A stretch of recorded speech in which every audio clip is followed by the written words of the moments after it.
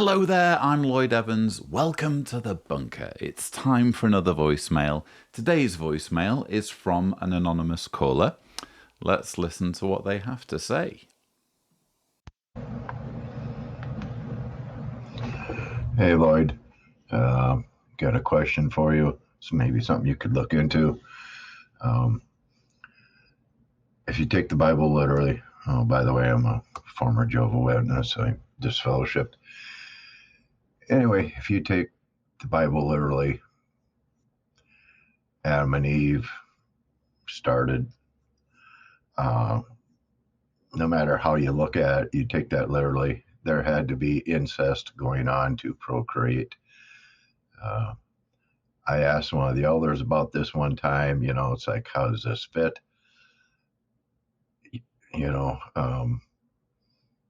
And they told me they were perfect people, so they could do that and get away with it.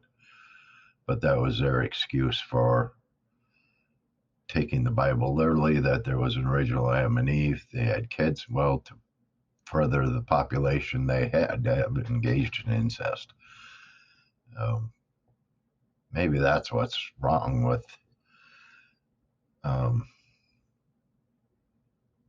Jehovah's Witnesses today and the child sexual abuse stuff.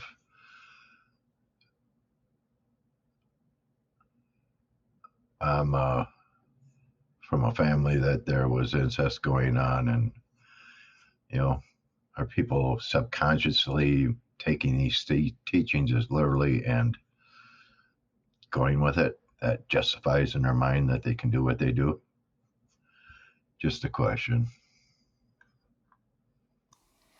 Well, thank you for calling in with that question. That's quite interesting. And you did have me a bit concerned there towards the end, where you mentioned that you are from a family where there was incest going on.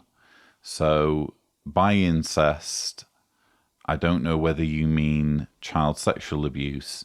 Obviously, there can be such a thing as incest without minors being involved, which means that it's not child sexual abuse. But in any case, I'd just like to reiterate what I've said before on this channel, which is that if you're aware of unreported crime, of unreported child sexual abuse, please do consider getting that reported.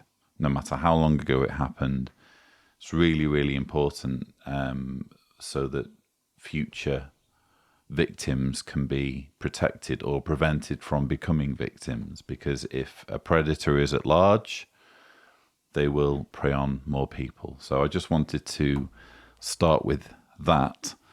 But to your question, you seem to be asking, if I can paraphrase, you seem to be asking, does inevitable incest in the Adam and Eve story subconsciously invite child sexual abuse in fundamentalist religions?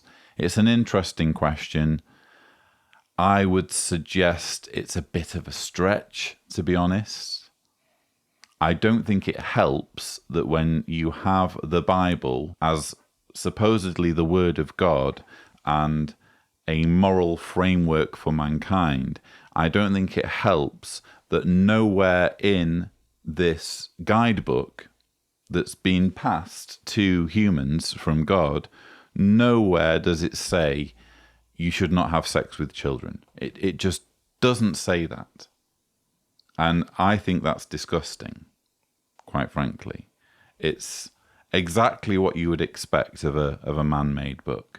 Any normal person, if they're going to be writing down their 10 commandments, their list of things that you absolutely do not do as a human being, well, child abuse is going to be right up there, isn't it? Possibly at the very top, because it's just obviously an evil, evil thing to do to someone that will leave lasting scars throughout their life. So I certainly don't think it helps that you have a book that doesn't condemn specifically child sexual abuse.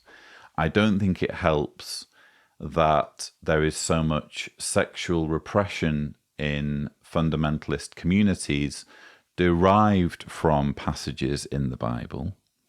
Granted, nowhere in the Bible is masturbation expressly condemned, but there are other passages that you can sort of twist to mean that people shouldn't even masturbate. And I've said before, I think that sexual repression does a lot of damage to people. I don't think that helps when it comes to the proliferation of abuse, of sexual abuse within fundamentalist communities. But again, I think talking specifically about the Adam and Eve narrative, it's a bit of a stretch, I would suggest, to say that that is in any way responsible for the rampant abuse. And I must stress, it's not just Jehovah's Witnesses, obviously, who have a problem in this area. It's other communities as well. It's just that with Jehovah's Witnesses specifically, they are just brazen in their documented materials about the fact that they record all of the accusations of abuse and don't pass on these to the authorities. So that's, for me, one of the biggest problems with their policies, which is why I invited you at the beginning to contact the police if you know of any abuse. But yeah, hopefully I've answered that question. Just on that issue of Adam and Eve, you have actually made me look up the verse about Cain and Abel, because it got me to thinking about the land of Nod. Because, as you say, it would have been impossible for the human race to proliferate without there being incest right at the beginning. And what's interesting is when you look up Genesis chapter 4, the account of Cain and Abel, and if you read from verses 11, I'm going to read from verses 11 through 17. And now you, that's Cain, are cursed in banishment from the ground that has opened its mouth to receive your brother's blood from your hand. When you cultivate the ground, it will not give you back its produce. You will become a wanderer and a fugitive in the earth. At this, Cain said to Jehovah, "The punishment for my error is too great to bear. Today you are driving me from the land, and I will be hidden from your face, and I will become a wanderer and a fugitive on the earth. And anyone who finds me will certainly kill me." So Jehovah said to him, "For that reason, anyone who kills Cain will suffer vengeance 7 times. So Jehovah set up a sign for Cain in order that no one finding him would strike him.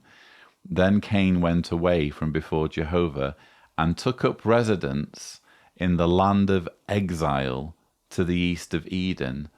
Afterward, Cain had sexual relations with his wife, and she became pregnant and gave birth to Enoch. So in verse 16, it says that Cain took up residence in the land of exile. There's an asterisk in the New World Translation, which has a footnote that says, or the land of Nod. When you go on Bible Hub and look up Genesis 4 verse 16, all of the other translations say land of Nod. So you've incidentally led me to another example for my doctored series. I'm going to have to include this because they've changed land of Nod to mean land of exile. But the reason why I bring this up is because Cain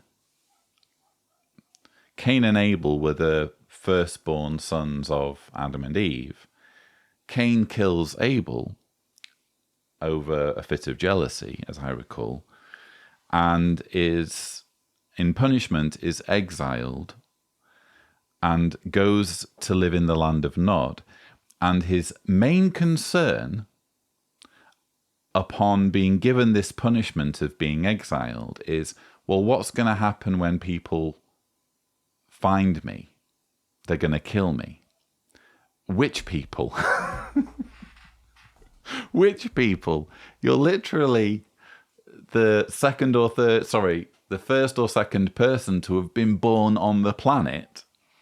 And your immediate concern is, I'm worried about people chasing me around. I'm worried about anyone who finds me will certainly kill me. Those are his words.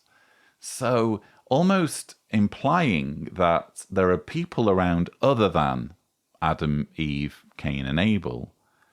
And then he goes to the land of Nod and has sexual relations with his wife. And it just says his wife. It doesn't indicate that this was a daughter of Adam and Eve or a granddaughter of Adam and Eve.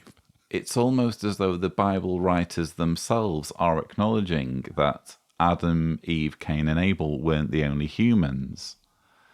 And yeah, I've always just found this verse fascinating, almost like a bit of a slip-up. But you've also, again, incidentally, by asking me this question, forced me to look up this verse and pointed me to another example of the New World Translation being doctored. Again, apparently Jehovah's Witnesses know the Bible better than God and need to change it accordingly. So thank you again for calling in with your question. I hope I've done it some justice. If you would like to leave a voicemail, the thing to do is go to speakpipe.com/Cedars, remembering to indicate clearly if you don't want me to broadcast your message on my channel. But that's all I have time for. Thank you so much for watching.